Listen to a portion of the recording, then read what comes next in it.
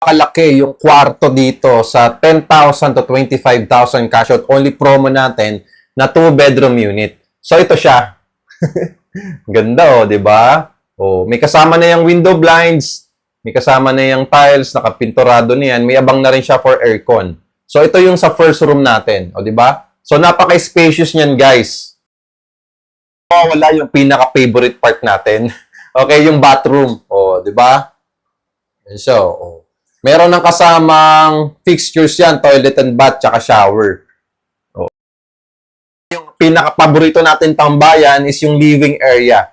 Yan. So, pwede ka maglagay dito ng sofa, tapos dito yung TV, and then ito yung kitchen mo. Pwede ka magpa-L-shape dyan ng kitchen, tapos pwede mo lagyan dyan ng parang exhaust, okay? Tapos, yan, naka-tiles naman na siya. Ibig sabihin po, gamit na lang po talaga yung kulang ninyo. For only 10,000 to 25,000 cash out only, at ang monthly, nasa 18,000 to 25,000 pesos per month.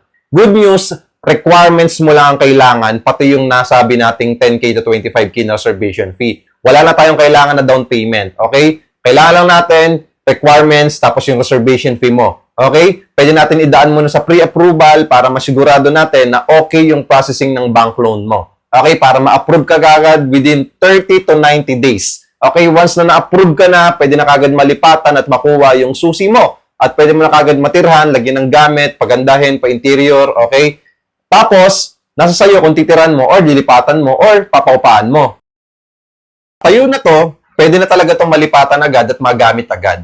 Kasi sa iba, mag-aantay ka pa ng ilang years, di ba? 3 years, 5 years, 7 years bago ma-turn over. So ito, 10K to 25,000 cash out only, malilipatan mo na agad yung property, meron ng amenities na ready, tapos, ang maganda niyan, mo na agad yung property unit mo. So ano pa inaantay mo? Just follow me and message me. Huwag kalimutan mag-heart. Thank you!